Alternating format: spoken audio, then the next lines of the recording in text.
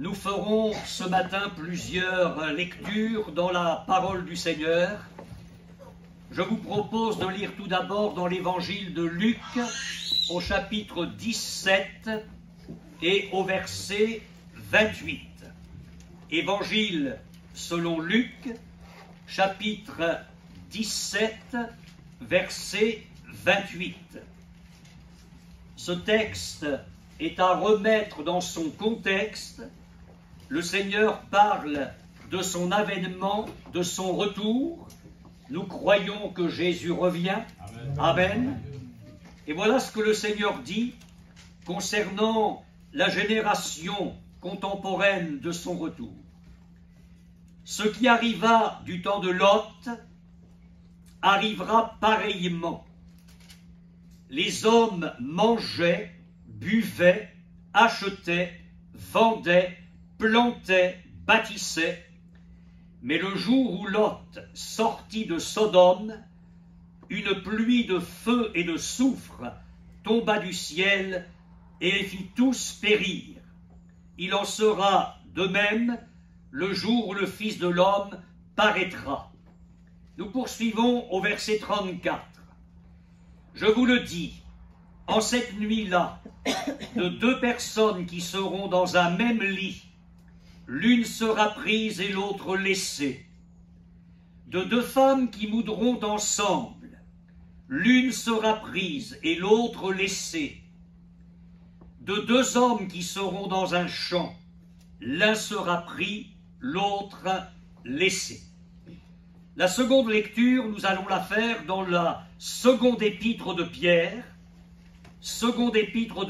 au chapitre 2, verset 6.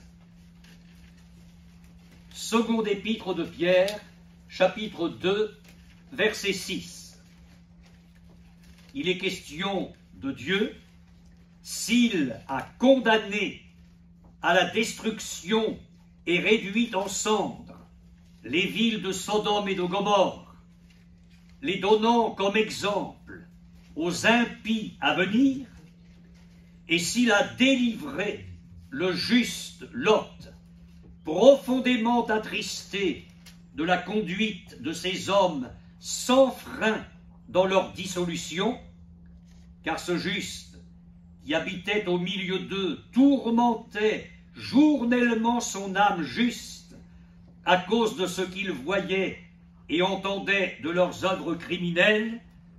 Le Seigneur sait délivrer de l'épreuve les hommes pieux et réserver les injustes pour être punis au jour du jugement.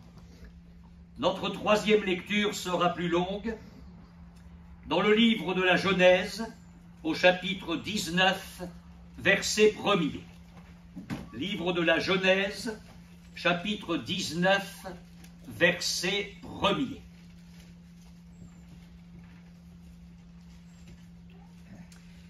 Les deux anges arrivèrent à Sodome sur le soir, et Lot était assis à la porte de Sodome. Quand Lot les vit, il se leva pour aller au-devant d'eux et se prosterna la face contre terre. Nous poursuivons la lecture au verset 12. Les hommes dirent à Lot, « Qui as-tu encore ici? Gendre, fils et filles, et tout ce qui t'appartient dans la ville, fais-les sortir de ce lieu. Car nous allons détruire ce lieu, parce que le cri contre ses habitants est grand devant l'Éternel, et l'Éternel nous a envoyés pour le détruire. » Verset 15. Dès l'aube du jour, les anges insistèrent auprès de Lot en disant, « Lève-toi, prends ta femme et tes deux filles qui se trouvent ici, de peur que tu ne périsses dans la ruine de la ville. » Et comme il tardait, les hommes le saisirent par la main, lui, sa femme et ses deux filles, car l'Éternel voulait l'épargner. Ils l'emmenèrent et le laissèrent hors de la ville.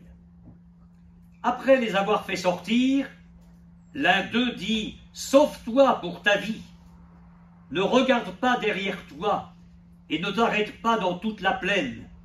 Sauve-toi vers la montagne,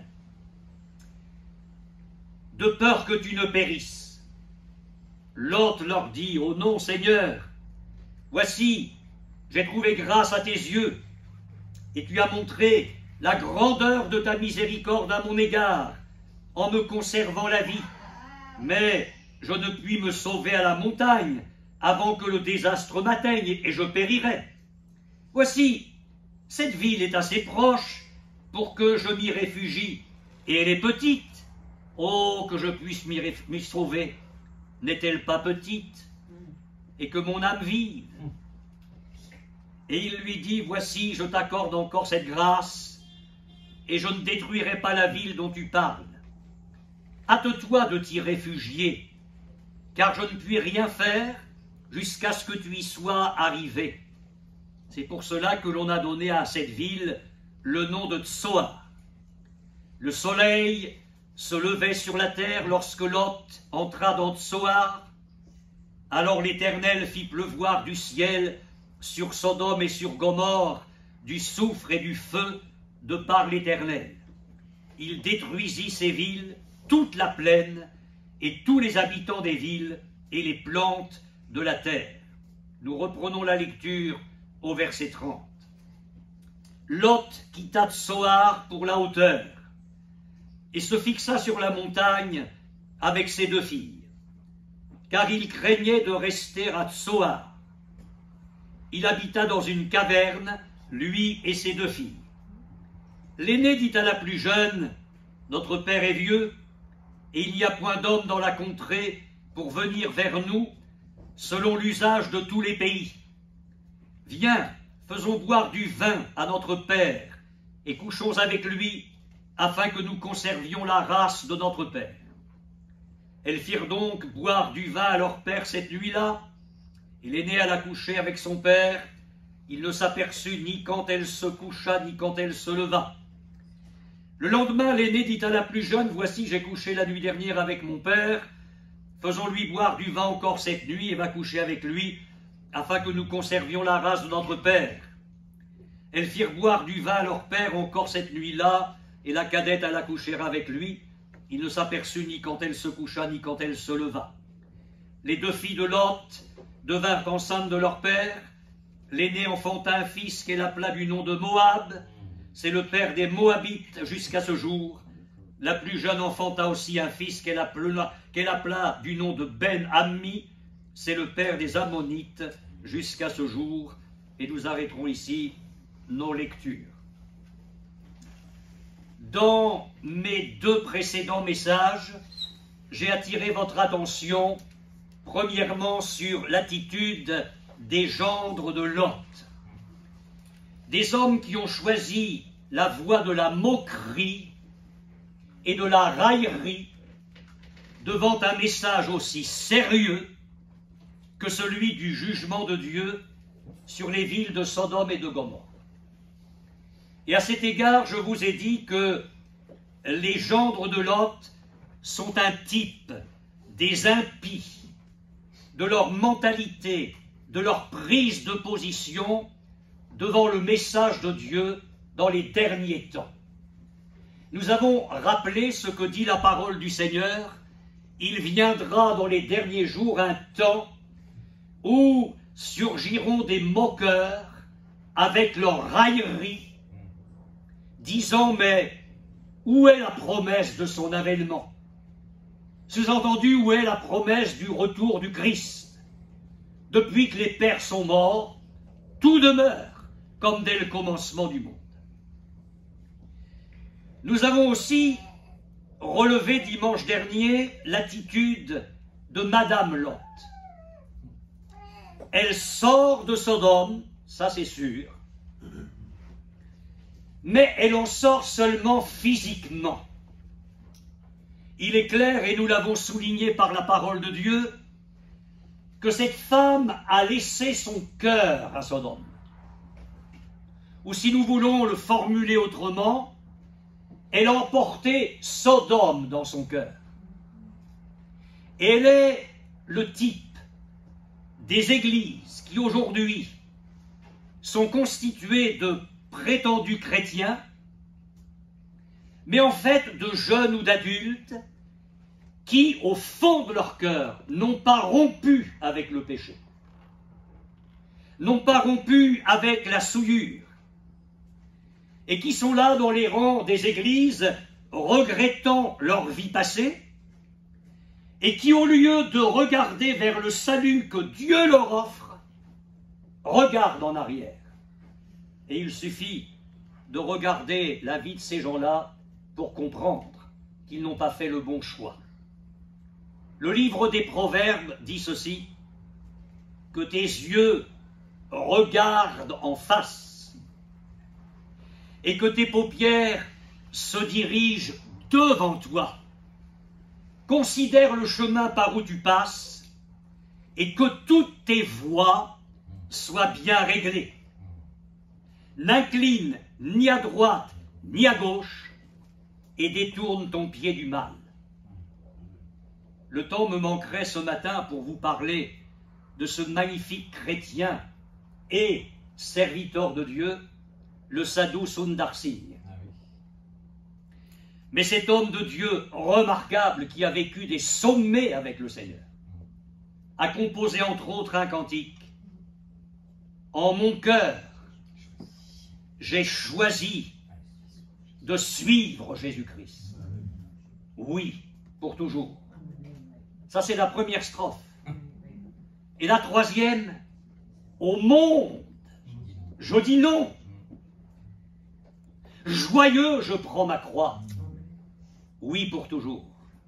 Ah, le Sadhu Sundar Singh, il ne ressemblait pas à Madame Lot. Non, non, non. Il disait non à Sodome et Gomorrhe. Et il prenait la croix du Seigneur pour être son disciple. Alors aujourd'hui, bien que Lot ait vécu dans l'Ancien Testament, hein, très très loin de nous, on ne parle pas de la Nouvelle Alliance, de l'Évangile, de christianisme, d'Église, bien évidemment. Mais vous allez comprendre ce que je veux dire. J'aimerais vous parler aujourd'hui de l'Église selon Monsieur Lot. Mais j'ai donné un autre titre à mon message. Petit christianisme pour petits chrétiens.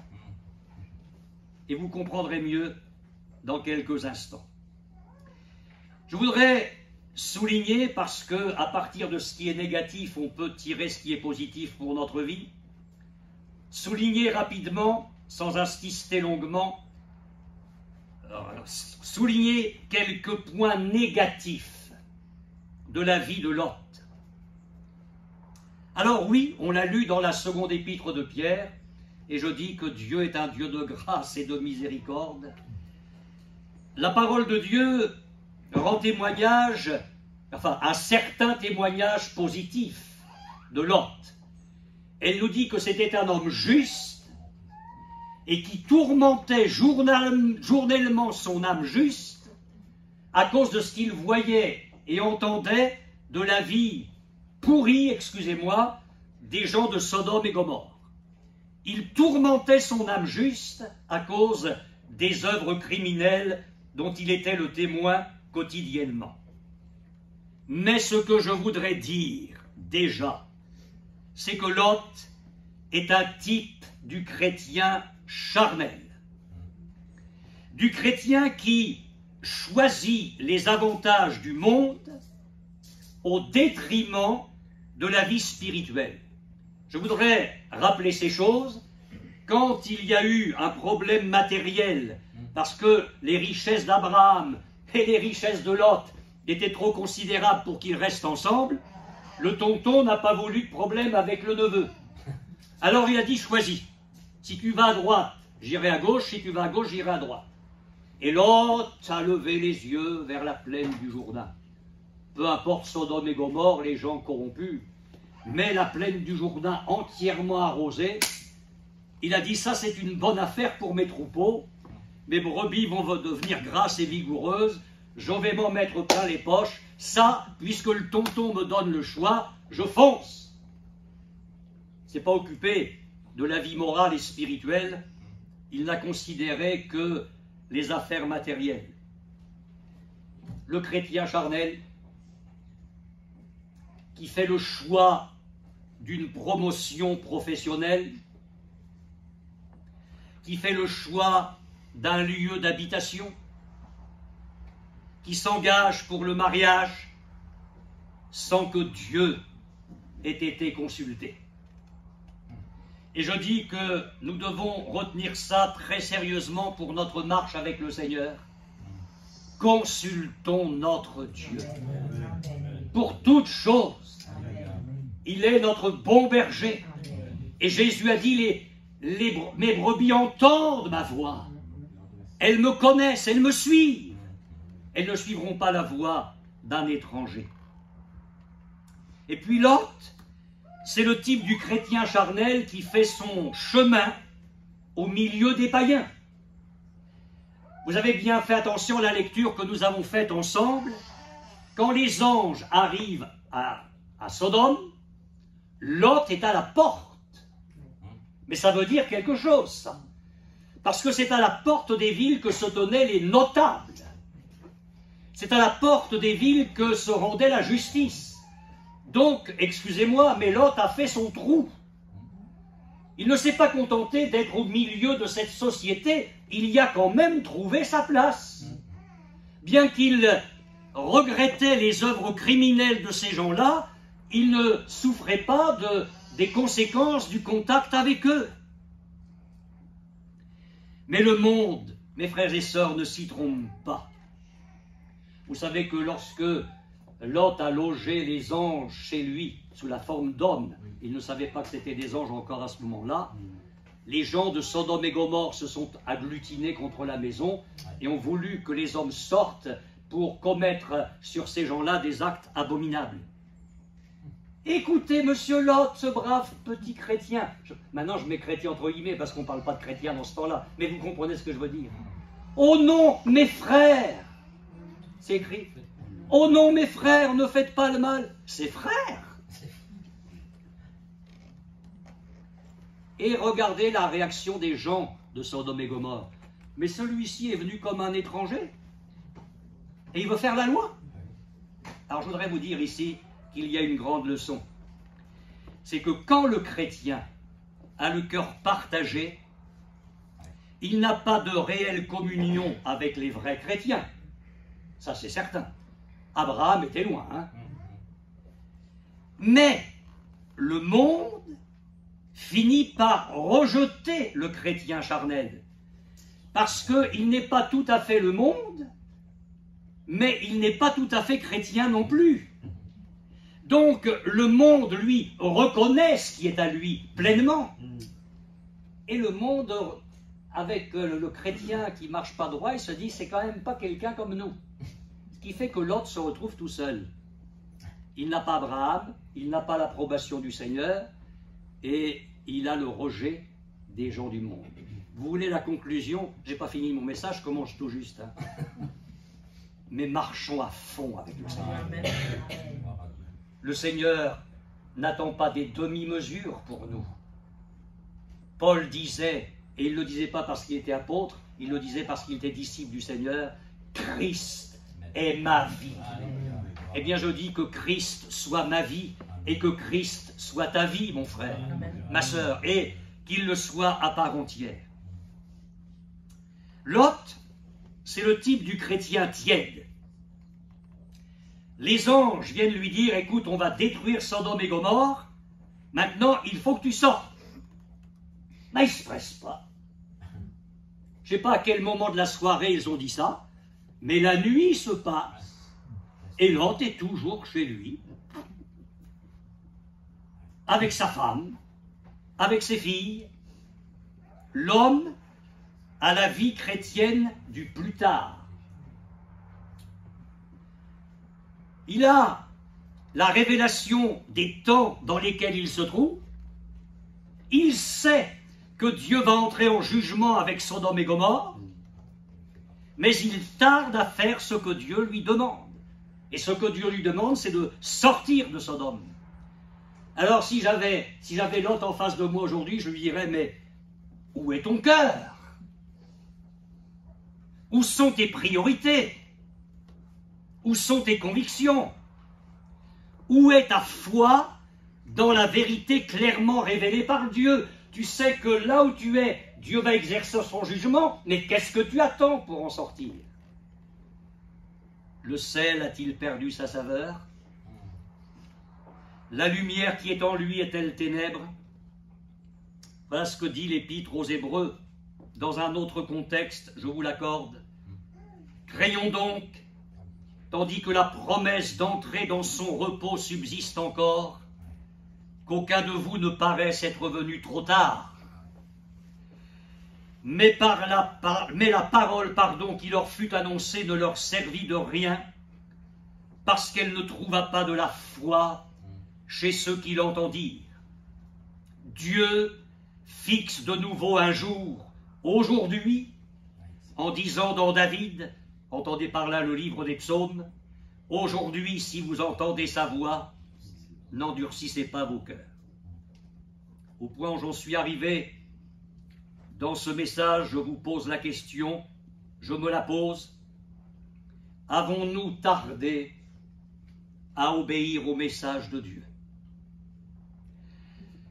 Avons-nous tardé à sortir d'une vie chrétienne où il y a peut-être des compromis, une vie chrétienne tiède, partagée? Je vous dis ce matin que Dieu nous aime, qu'il n'est pas là pour nous accabler, mais pour nous encourager. Et je dis alors, ne tardons pas à revenir pleinement à notre Dieu. Pratiquement, ce peut être la nécessité d'abandonner un péché secret. Ce peut être la nécessité d'obéir à un ordre précis du Seigneur. Ce peut être la nécessité de nous soumettre à l'une de ces exigences qui nous gênent. Ce peut être la nécessité de nous consacrer totalement à lui. Je vous le dis avec force ce matin, et Dieu m'est témoin, je vous le dis avec amour, ne tardons pas à nous mettre en ordre avec le Seigneur. Alors voilà notre Lot en face du message de Dieu. Un message clair, un message de salut. Il n'y a pas besoin d'un dictionnaire biblique pour essayer de comprendre. On ne va pas aller chercher dans l'hébreu, dans le grec. Non, non, non, c'est très clair. Sauve-toi pour ta vie. Qui ne peut pas comprendre ça? Et vous remarquez que c'est un message d'un complet engagement. Ne regarde pas derrière toi. Et que disait Jésus à un homme qui lui a dit « Je te suivrai, mais permets-moi d'abord ». Il y a toujours des « mais » dans nos vies. Il y a toujours des « d'abord ». Et le Seigneur Jésus a dit « Quiconque met la main à la charrue et regarde en arrière n'est pas propre au royaume de Dieu ». Le message de Dieu, c'est un message de persévérance et de constance. Les anges ont dit à Lot, ne t'arrête pas dans la plaine. En parlant des événements de son retour, Jésus dit exactement la même chose. Celui qui persévérera jusqu'à la fin sera sauvé. Et enfin, c'est un message où Dieu fixe lui-même le but à atteindre. Sauve-toi vers la montagne, de peur que tu ne périsses. L'apôtre Paul avait compris que c'est Dieu qui fixait le but, et pas lui. Oubliant ce qui est en arrière, et me portant vers ce qui est en avant, je cours vers le but, pour remporter le prix de la vocation céleste de Dieu en Jésus-Christ. Ce n'était pas un petit but. Paul savait qu'il y avait le prix de la vocation céleste à acquérir. Alors permettez-moi d'en arriver au cœur du message. Petit christianisme pour petits chrétiens. La fin du message qui est adressé à Lot résonne comme un vibrant avertissement. De peur, Lot, de peur que tu ne périsses. Et là, apparaît à nouveau le cœur tortueux de Lot. Et c'est pourquoi je vais parler de petit christianisme pour petits chrétiens. Les premières paroles de Lot à la fin du message divin, on pourrait dire que c'est la réponse de Lot à l'appel de Dieu, au message de Dieu, à ce que Dieu vient d'annoncer et de demander. Écoutez bien. Lot sort. Tu vas vers la montagne, tu marches, tu ne regardes pas derrière toi et tu te sauves de peur que tu ne périsses. Oh non, Seigneur! Il faut avoir le courage de le faire, ça. Hein. Enfin, c'est Dieu qui parle. Oh non, Seigneur! Le texte hébreu dit littéralement que non. Ça a le mérite d'être clair. Alors maintenant, on va regarder de plus près. On va y aller avec la loupe. Lot est conscient de toutes les grâces dont il est l'objet. Vous avez bien fait à la lecture, faites attention à la lecture. Il est conscient d'avoir trouvé grâce aux yeux de Dieu, il le dit. Il reconnaît la grandeur de la miséricorde de Dieu envers lui. Vous l'avez lu. Il reconnaît que Dieu lui a conservé la vie. Et ça, je dis que c'est la grandeur du vrai christianisme, du point de vue de Dieu, d'un christianisme qui est donné par Dieu aux hommes en la personne de Jésus. Alors, après nous avoir donné un tel message, une telle grâce, une telle miséricorde et la vie, parce que Jésus a dit « celui qui a le Fils a la vie », quelle sorte de vie chrétienne, à votre avis, le Seigneur attend-il de nous, ayant posé pour nous un tel fondement et nous ayant offert un tel salut? Je me répète, mais j'en suis conscient, donc je ne radote pas. Je vous parle du petit christianisme pour petits chrétiens. Eh bien, c'est le christianisme de l'incrédulité qui remet en question le message de Dieu en présence de ses envoyés célestes. Sauve-toi, ne t'arrête pas, de peur que tu ne périsses. Oh non, Seigneur! Oh non! Et écoutez alors, Lot, je ne peux pas! C'est le christianisme de l'impossibilité. Où Dieu parle de salut, mais nous nous permettons de dire à Dieu, je ne peux pas. C'est le christianisme qui ne croit pas à la souveraineté de Dieu qui maîtrise les temps et les circonstances.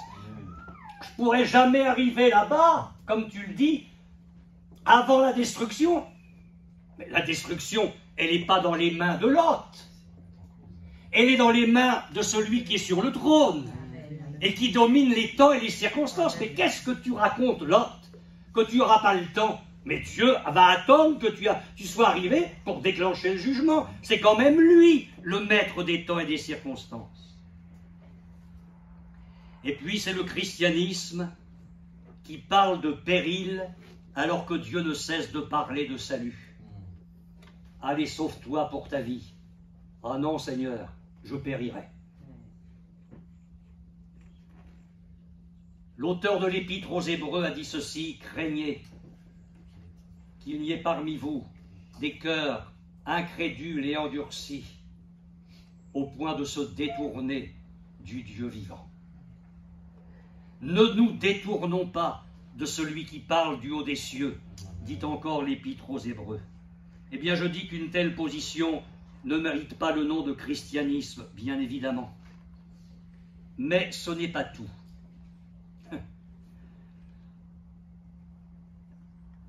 Si M. Lot était aujourd'hui vivant, contemporain, je dirais qu'il a le christianisme du compromis, du marchandage avec Dieu. Lot va faire un troc avec Dieu.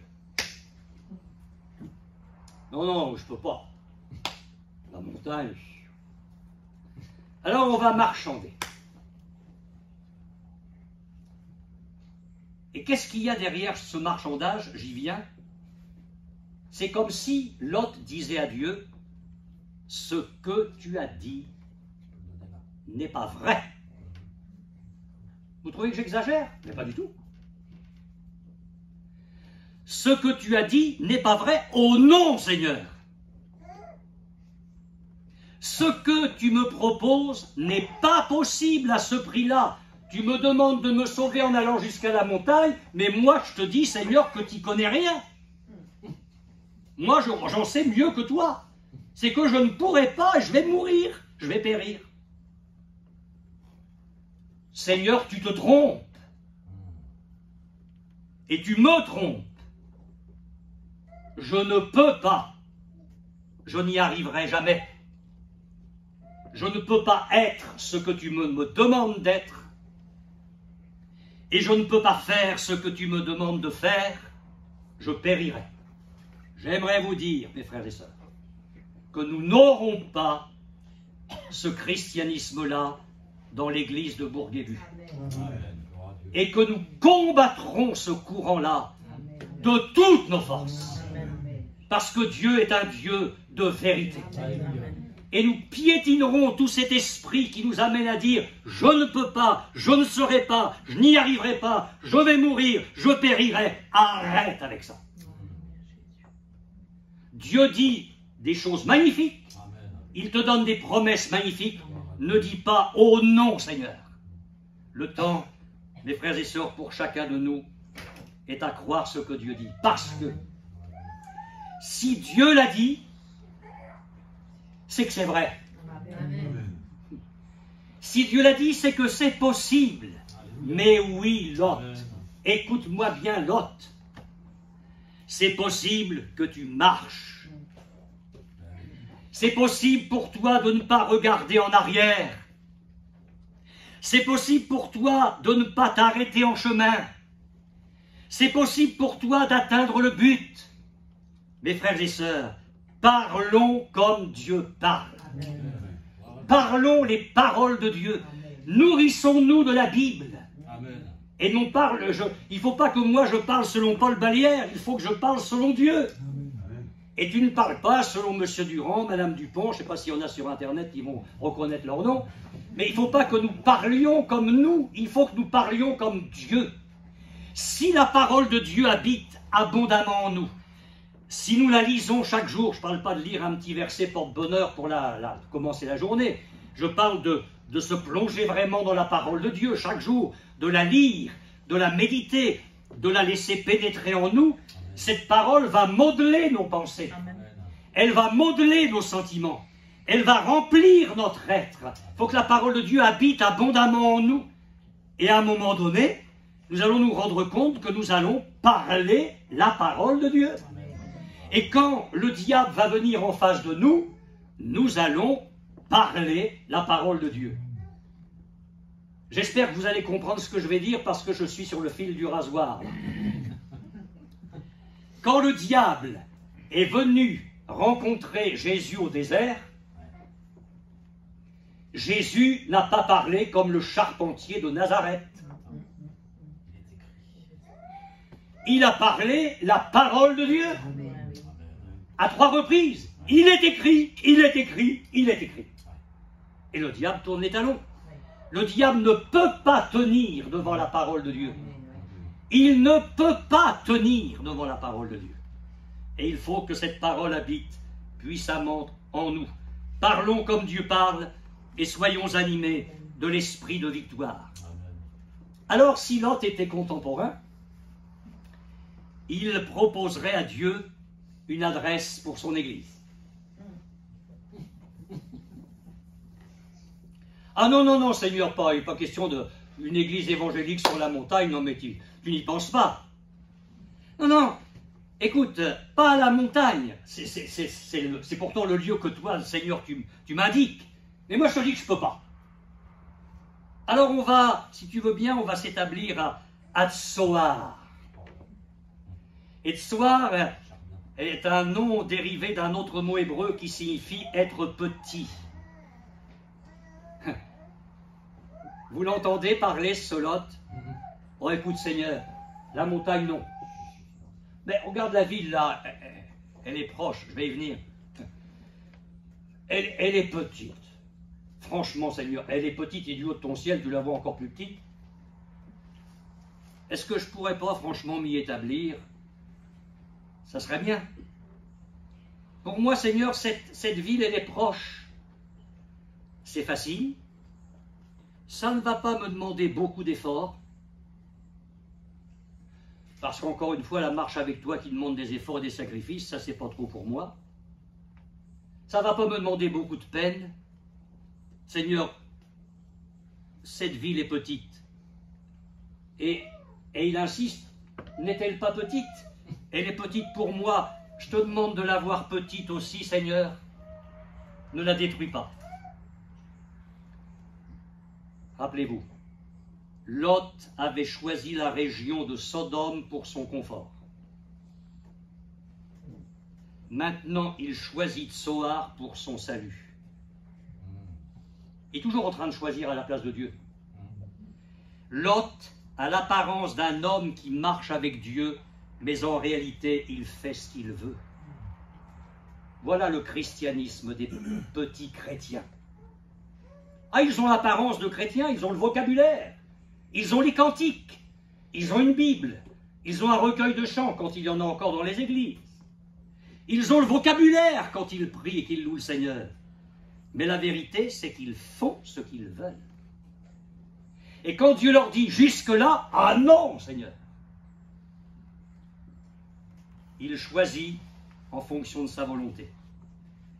Et puis je voudrais vous dire ceci, c'est que Lot a trop longtemps respiré l'épaisse atmosphère d'une ville pour pouvoir apprécier l'air pur de la présence de Dieu sur la montagne et pour s'appuyer sur le bras du Dieu Tout-Puissant. Et vous le savez très bien, mes frères et sœurs, et que Dieu nous garde de ressembler à cela, trop de vies chrétiennes sont installées à Tsoar. Vous comprenez ce que je veux dire? Les petites choses. Seigneur, c'est pas petit ça? Les petites choses du monde dans lesquelles on se réfugie. Les petites infidélités, les petites désobéissances, les petites insoumissions. Oh, mes frères Balières, il ne faut pas être trop étroit d'esprit. Ah, mais c'est sûr que il y a des gens qui sont tellement larges que même le diable et les démons pourraient y entrer. Je ne pense pas que c'est trop étroit d'esprit que de vouloir vivre la parole de Dieu et de vouloir aller à la montagne quand Dieu nous dit d'aller à la montagne. Vous savez, frères, il faut se contenter des choses essentielles. On fait ce que l'on peut. Dieu est un Dieu d'amour. Il est conciliant. Ça, c'est nouveau, ça. Tsoar était petite, mais Tsoar était ennemi de Dieu. Et Lot n'était pas gêné par le fait d'être proche du désastre, parce que quand ça tombait sur Sodome, il n'était pas loin. Hein. Je voudrais vous le dire comme un avertissement, mes frères et sœurs, parce que je sais que tous ici, nous voulons aller de l'avant. Ce sont les Tsoar dans lesquels se réfugient les petits chrétiens. Ce sont les Tsoar qui ravagent les églises. Ce sont les Tsoar qui attristent le Saint-Esprit. Et ce sont les Tsoar qui font perdre la communion avec Dieu. Si nous étions réfugiés à Tsoar et que nous nous reconnaissions ce matin, mais franchement, je ne l'espère pas, je ne le pense pas, est-ce que nous ne voudrions pas quitter là notre position et marcher vers la montagne de Dieu? J'ai bientôt terminé. Mes frères, Dieu semble d'accord. Dieu semble d'accord. Dieu ne dit pas à Lot, écoute, si tu vas à Tsoar t'y établir, tu vas mourir parce que Tsoar va y passer aussi. C'est étonnant ça. Dieu se laisse faire. Que pouvait faire Dieu? Abraham avait intercédé pour son oncle, son neveu, pardon. Dieu avait envoyé 2 anges. Puis il y a tout le mécanisme, il a tardé, Lot. Vous connaissez tout le mécanisme. Et ici, je dirais qu'il n'y a pas seulement la patience de Dieu, je ne sais pas, j'arrive pas à trouver le mot, mais une attitude de cœur de la part de Dieu qui fait qu'il laisse faire. Mais la suite montre que Dieu a toujours raison. Lot va aller à Tsoar avec uniquement ses 2 filles. Il a laissé les gendres à Sodome. Sa femme s'est retournée et est devenue une statue de sel. Mais il a quand même vu, ou senti en tout cas, le désastre. Hein. Et là, il se dit, c'est peut-être fait une erreur quand même dans le compromis. Et à Tsoar, il commence à avoir peur. Il a de la crainte, c'est écrit. Hein. Il se dit, bon, le mieux, c'est quand même d'aller plus loin. Alors, vous remarquez ceci. Ce qu'il n'a pas su faire par obéissance et par amour pour Dieu, il le fait par la crainte. Mais ça, c'est pas la vraie vie chrétienne. On ne vit pas la vie chrétienne par peur d'être jugé. Dieu n'est pas un père fouettard, c'est un père céleste plein d'amour. Et Dieu ne veut pas nous faire marcher avec la trique, il veut nous faire marcher avec sa grâce. Amen.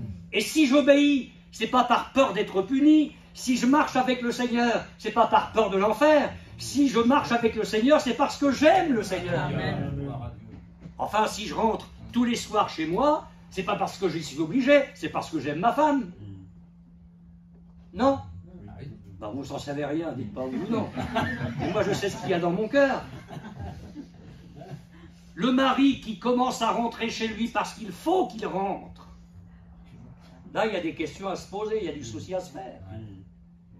Il y a une différence entre faire les choses par devoir et, dans le cas de Lot, par peur, et les faire par amour. Je n'ai pas envie de ce christianisme-là.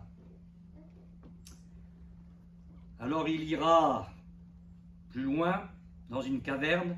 Ne soyez pas choqués par ce mot, parce qu'à l'époque, il y avait des espaces qui servaient à des habitations. Mais la fin. Je vais être sobre dans mes propos. Il sombrera momentanément dans l'ivrognerie. Enfin, écoutez-moi bien. J'aurais voulu être là. Un verre, je veux bien. 2. Mais au point d'être enivré et de ne pas se rendre compte de ce qui va se passer, vous ne pensez pas qu'il aurait pu dire non à un moment donné à la fille? Non, mais on sent l'homme qui a perdu les pédales. Hein. Alors la suite, vous la connaissez. Les petites oreilles, je vais être sobre. Mais le lendemain soir, on recommence. Mais à un moment donné, l'homme a été dégrisé, enfin, il a la tête de bois, comme certains disent, mais pas toute la journée. Je ne sais pas s'il a pris un cachet d'aspirine, un Feralgan, ou... À un moment donné, quand même dans la journée, il est sorti de ce qui s'était passé la veille. Croyez-vous que ça lui a servi de leçon? Ben, le soir, ça recommence avec l'autre fille. 1 verre, 2 verres, 3 verres, jusqu'à ce qu'il soit complètement inconscient. Il surgira de cela 2 êtres, d'où seront issus les 2 peuples ennemis d'Israël en permanence. Et vous avez beau feuilleter votre Bible, à part le passage qu'on a lu de Luc, où Jésus en parle, de Pierre, où il parle, mais cherchez Lot, il a disparu de la circulation, on ne parle plus de lui. Ça se termine misérablement. Je ne veux pas de ce christianisme-là. Mes frères et sœurs, soyons de ceux qui vivent le plein salut de Dieu. Soyons de ceux qui ont le souci de faire toute la volonté de Dieu, de marcher dans la fidélité et la persévérance jusqu'au bout.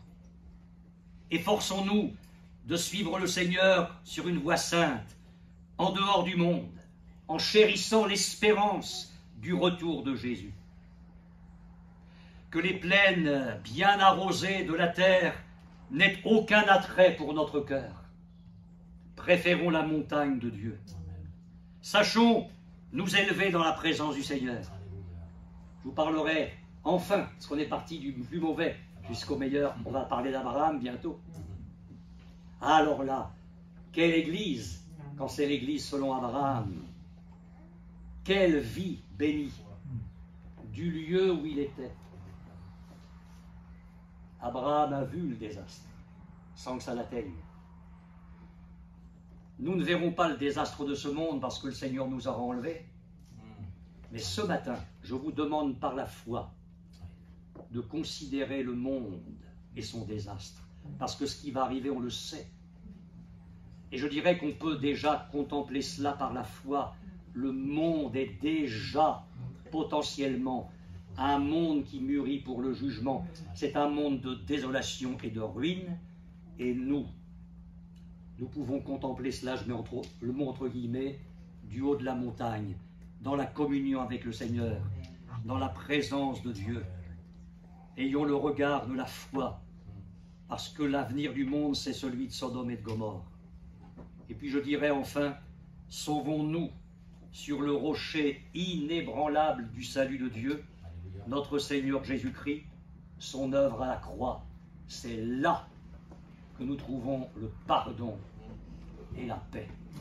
Et quand Dieu dit, tu te sauves jusqu'à la montagne, parce que c'est là que je t'attends, ne soyons pas l'Église qui dit oh non Seigneur, c'est pas possible. Oui, je crois que ce que tu me demandes, c'est possible. Amen. Et je prie, Seigneur, pour que les miens viennent avec moi. Ma femme, mon mari, mes parents, mes enfants. Seigneur, qu'il y ait une action puissante de ton esprit dans mon foyer et qu'on vive des choses glorieuses avec toi. Amen. Amen. Amen. Nous allons prier le Seigneur.